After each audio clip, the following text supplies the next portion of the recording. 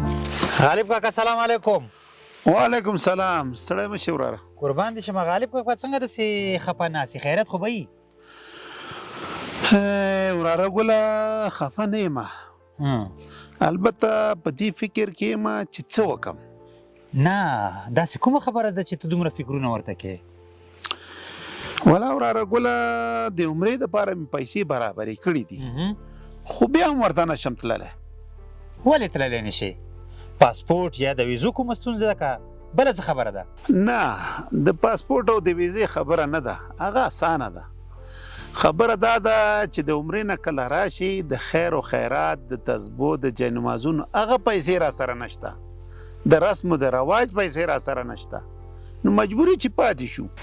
بالکل غالب کاکا، دا رواج چې د زموږ په ټولنه کې شته، که چېرته دا رواج سرته ونه رسولو نو بیا خلک در پورې خاندي.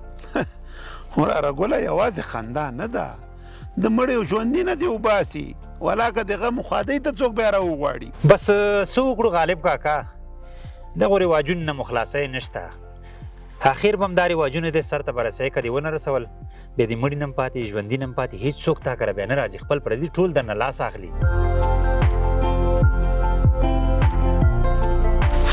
السلام علیکم عمر خانه، عمره دې مبارک. خیر اوسې. څه حال دی؟ جوړ یې په خیر یې. ولا زه خو درتلم مال چې ګل غاړه کې در واچوم او مبارکي درکم. هېڅ ضرورت نشته هغې شیانو ته. رښتیا ستاسو خو نه خیر خیرات شته، نه خلکو ته جاینماز ورکه، نه تسبیح ورکړي، دا ولې؟ دا خلک به څه وایي؟ د خلکو رواجونو رسمونو پسې مه ګرځېږه کاکا، که ډار څه وکړې، ډېرې قربانیانې وکړې، ډېر خیراتونه وکړې، که لږه کوې وړکۍ نقطه غلطي دې وکړله هر څه صفر ته بېرته راځي. ته خو ډېر تکړه یې، زه خو له همدې غمه عمرې ته نه ځم، ځکه ما سره د خیر و خیرات پیسې نشته. هېڅ خبره نشته غالب کاکا، پریشانه کېږه مه، دې خبرې مې علاج شته. علاج؟ څنګه علاج؟ داسې علاج کاکا، دلته راسه.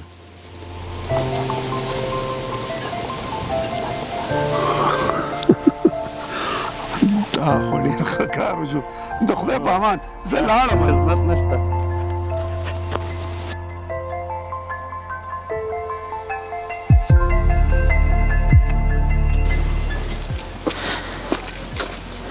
السلام علیکم عمره، مه جګېږه ستړی مه شي، په خیرونو جوړ تکړه، کښېنه کښېنه کښېنه. بشیر جانه کړه ولکه عمره، د عمرې نه راغلې، نه د چاته تسبیح ورکړې، نه د جنماز ورکړو، او نه د کوم د خیر او خیرات درک شته، دا ولې؟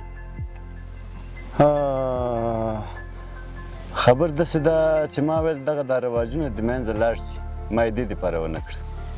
بس عمر همدا بهانې دي کوئ، ښه یو بهانه وکړې بل بهانه وکړې، زه یم سخت بې رواجه کار دی وکړه. موږ د اسلام تابعداران یو، نه د رواجونو. دا دستور رواجونه داسې دي، موږ تاسې چې شی اسلام ویلی دي هغه بیا چې موږ وکړو، دا دستور دا برنهکه دا شیان بیا چې د منځه لاړ شي. صحیح ده عمره، زه خیر ده پروا نه کوي چې تا خیر او خیرات ونه کړو، کاکا به مې حتمي خیرات کوي. هغه هم نه کوي، ځکه له تلو نه مخکې ما هغه پوه کړی د رواجونو په هکله د امیر المؤمنین فرمان راغلی دی چې ټول هغه رواجونه باید پرېږدو چې د اسلام سره په ټکر کې دي. یاره عمره څه درته ووایم، ډېر بې غیرته کار دی وکړو. ښه ته خو وې بې غیرته چې زمونږ کاکا دې ځان سره بې غیرته کو سړیه. ګوره نه زه بې غیرته یم نه د کاکا، موږ هغه کار کوو چې کوم اسلام موږ ته ویلي.